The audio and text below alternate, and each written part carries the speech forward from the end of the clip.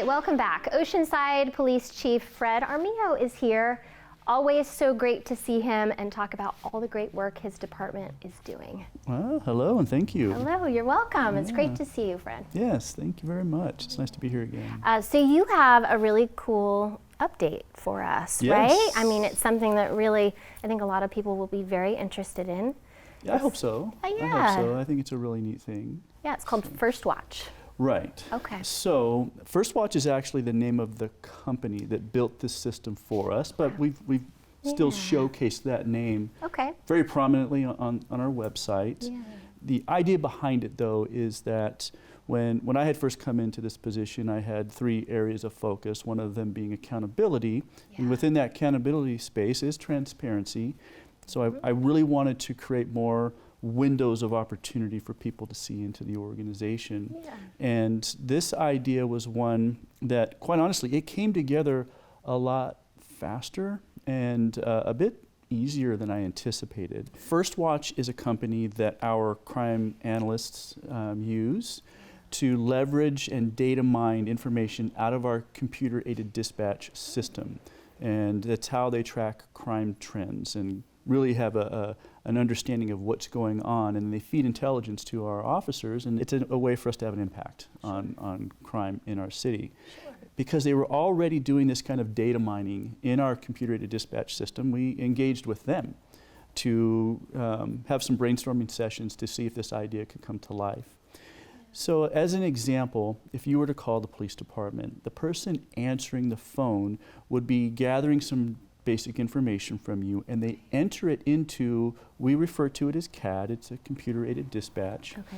And then when that information is in there, a radio dispatcher will notify an officer in the field and send them to your call.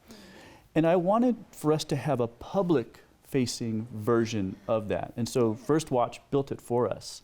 And we funded it with funds from Measure X. Okay. So just taking advantage of those additional funds that were available.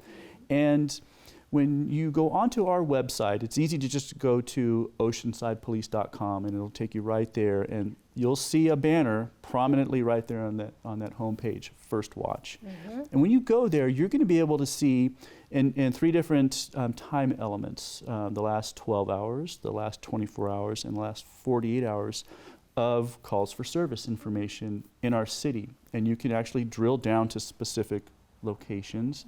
It's categorized, and in part, it really does provide situational awareness to our community. Yeah. It provides really accurate information so that sometimes people will presume something has taken place. Right. Well, now they can go and see for themselves.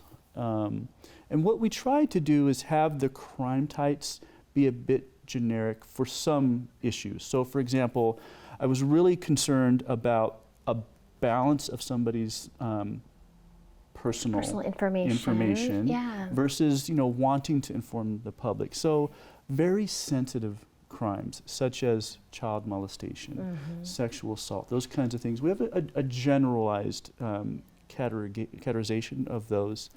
And then we don't give a specific address. We'll give a 100 block. So it's still fairly accurate. If something happened on your street, you may not know the exact residence, but you're going to know it was on your street. And you'll be able to go and see really anything that's happening in the city. Yeah. And I think it's a real great tool for us. I think it's a great tool for members of our community to stay informed with accurate information.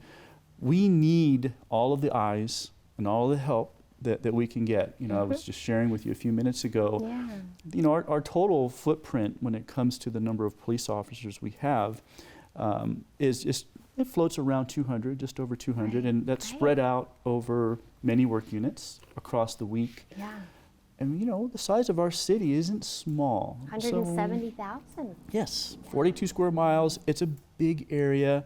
No entity such as a police department can maintain public safety without the help of our public.